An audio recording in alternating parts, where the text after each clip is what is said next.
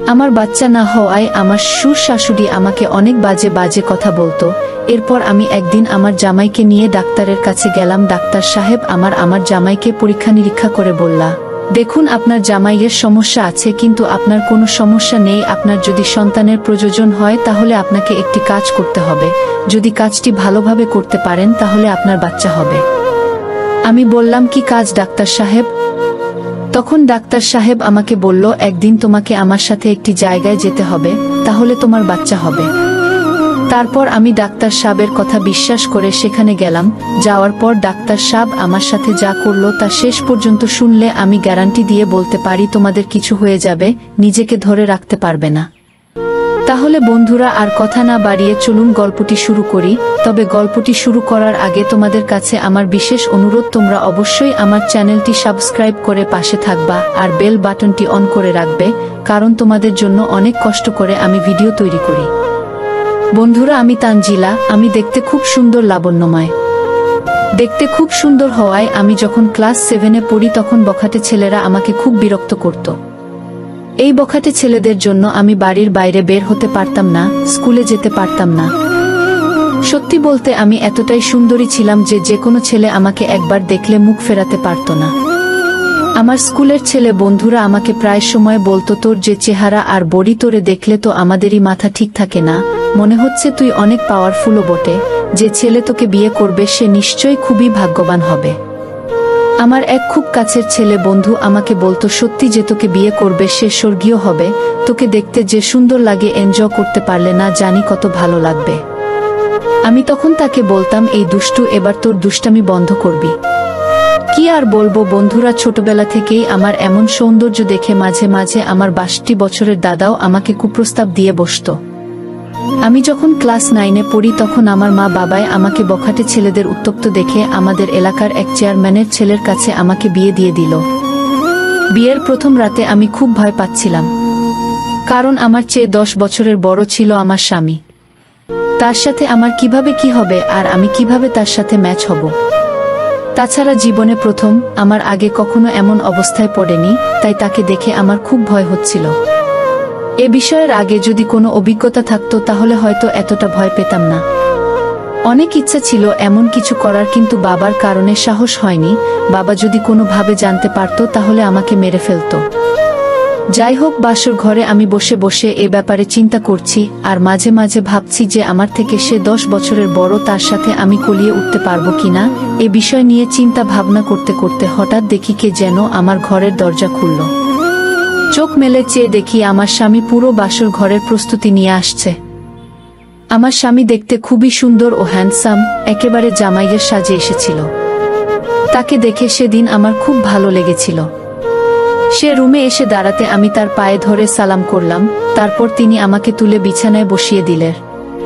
খুব ভালো লাগার মতো একটি পরিবেশ ছিল তখন, চারদিকে গাঁদা ফুলের ঘ্রাণ। জীবনে প্রথম এমন পরিবেশে আমার অনেক ভালো লাগছিল। তার কিছুক্ষণ পর আমার স্বামী আমার সাথে বাসর ঘরের আনুষ্ঠানিকতা শুরু করল। প্রথমে তাকে দেখে ভয় হয়েছিল, কিন্তু পরে আস্তে আস্তে আমার ভয়টা কেটে গেল। সত্যি বলতে কি, তাকে দেখে আমি যেরকমটা ভেবেছিলাম আসলে সে সেরকম না। তাকে দেখতে অনেক শক্তিশালী এবং হ্যান্ডসাম মনে হলেও তার ভিতরের দিকটা মোটেও শক্তিশালী ছিল না। তাই সেদিন তার সাথে আমার খুব বেশি হয় নাই। অবশ্য সেদিন রাতে অনেক গল্প করেছিলাম। আমরা গল্প করতে করতে এভাবেই বাসর রাত আনন্দ করে আমাদের সময়টা পার করলাম। সেই রাত্রি সত্যিকার অর্থে আমার জীবনের একটি স্মরণীয় রাত ছিল। খুবই মনোমুগ্ধকর রাত ছিল আমার জীবনে। আমরা সেই রাতে অনেক আনন্দ ফুর্তি করে আমাদের বাসর রাতের আনুষ্ঠানিকতা শেষ করলাম। এইভাবে আনন্দ ফুর্তির মাধ্যমে আমাদের দাম্পত্য জীবন চলতে লাগলো। দেখতে দেখতে আমাদের দাম্পত্য জীবনের প্রায় 4 বছর হয়ে গেল। কিন্তু দুঃখের বিষয় হলো, আমাদের এখন পর্যন্ত কোনো বাচ্চা কাচ্চার মুখ দেখা হলো না। আর এজন্য আমার জামাই মাঝে মাঝে খুব হতাশা ভোগ করত, আমি নিজেও হতাশ হয়ে পড়তাম। এরপর একদিন আমার জামাই আমাকে বলল, শোনো তানজিলা, আমার মনে হয় কারো না কারো কোনো সমস্যা আছে, আর তা না হলে আমাদের বিয়ের 4 বছর হয়ে গেছে, এখনো কেন আমাদের বাচ্চা কাচ্চা হয় না। এক কাজ করি, চলো আমরা ভালো কোনো ডাক্তারের কাছে যাই, তাহলে হয়তো আমরা বাচ্চা কাচ্চার মুখ দেখতে পারবো। আমি বললাম, ঠিক আছে চলো তাহলে আমরা একটি ভালো ডাক্তারের কাছে যাই, গিয়ে আমাদের সমস্যার কথা বলি। পরের দিন আমি এবং আমার জামাই একজন ভালো ডাক্তারের কাছে গেলাম। শিলিগুড়ির খুব নামকরা ডাক্তার তিনি, তার প্রশংসা আছে অনেক। ডাক্তারের কাছে গিয়ে আমার সমস্যার কথা খুলে বললাম, ডাক্তার বাবু, আমার বিয়ে হয়েছে 4 বছর হয়েছে, কিন্তু আমার এখনো কোনো বাচ্চা হয় না। ডাক্তার বাবু, আমাদেরকে একটু ভালো করে পরীক্ষা করে দেখেন কি সমস্যা, আমাদের কেন বাচ্চা হয় না।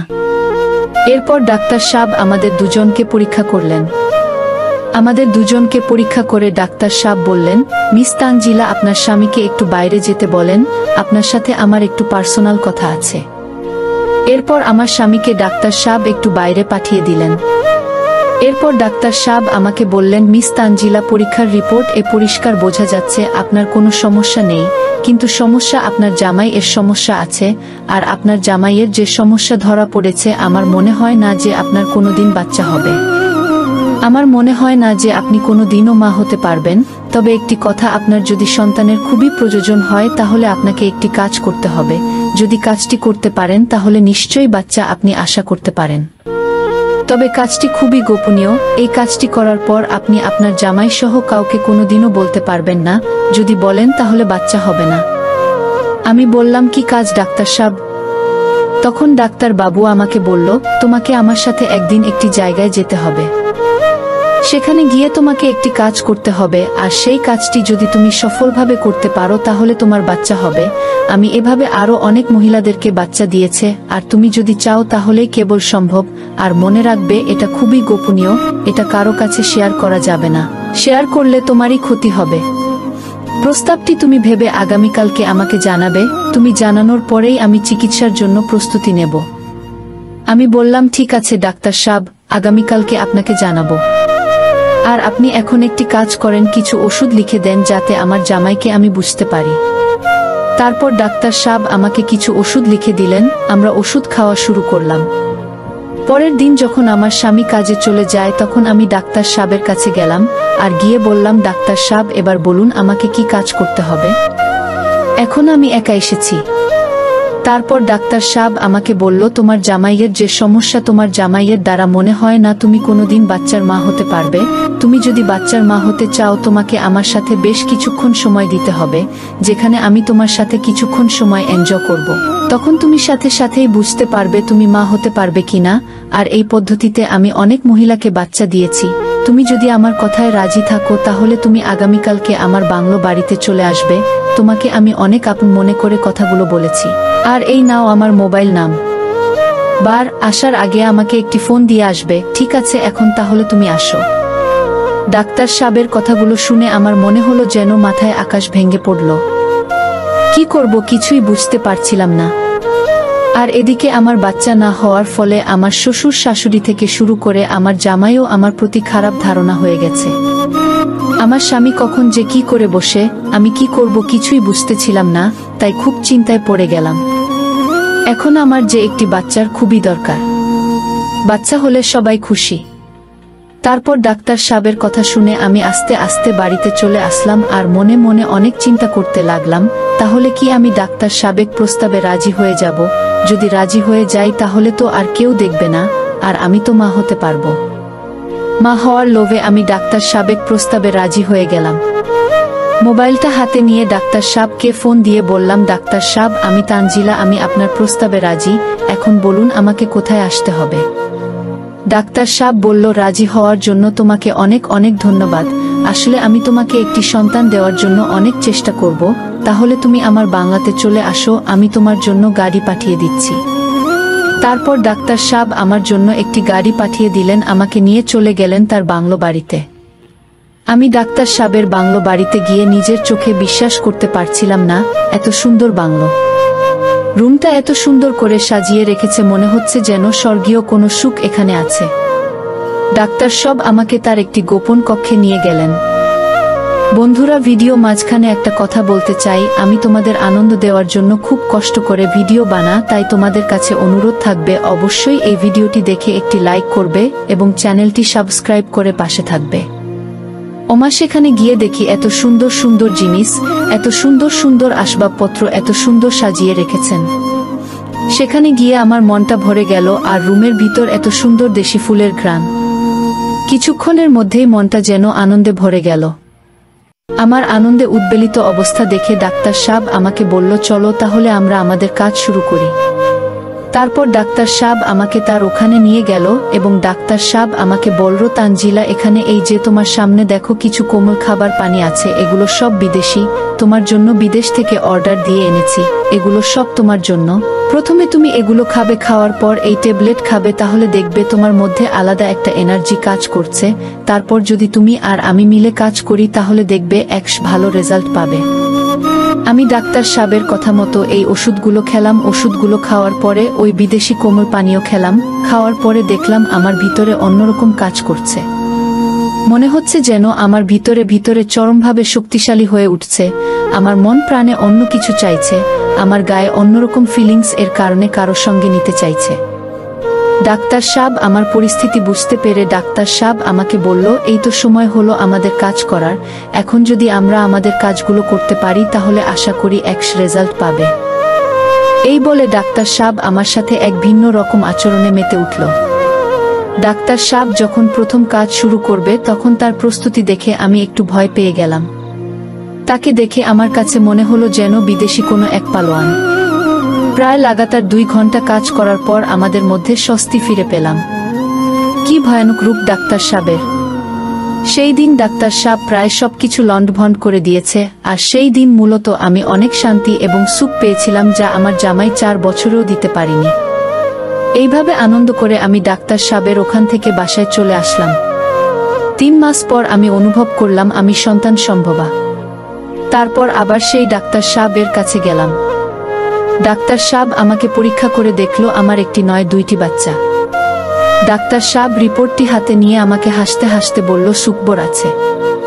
আমি বললাম, কি ডাক্তার সাহেব? ডাক্তার সাহেব বলল, তোমার তো একটি নয় 2টি বাচ্চা হবে, আমাকে তো তোমার ডাবল মিষ্টি খাওয়াতে হবে। আমি বললাম, ডাক্তার সাহেব, মিষ্টি তো আপনি আমাকে খাওয়াবেন, সবই তো আপনারই জন্য সম্ভব হয়েছে।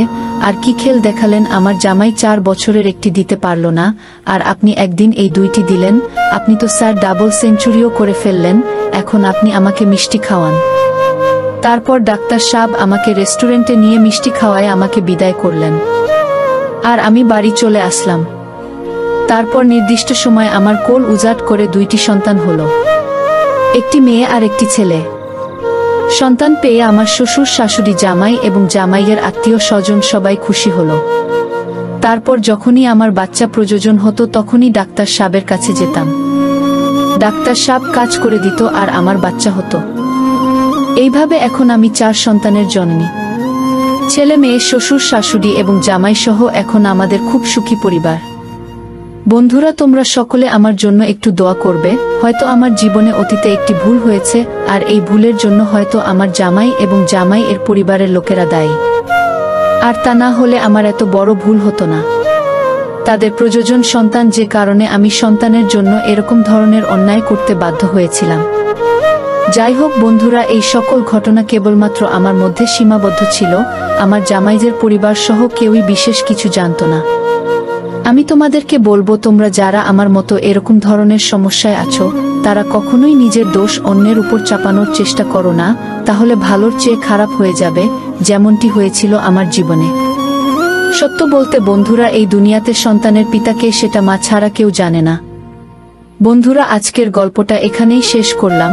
এরকম খুব মজার ভিডিও পেতে চ্যানেলটি সাবস্ক্রাইব করে পাশে থাকবা এবং বেল বাটনটি অন করে রাখবে।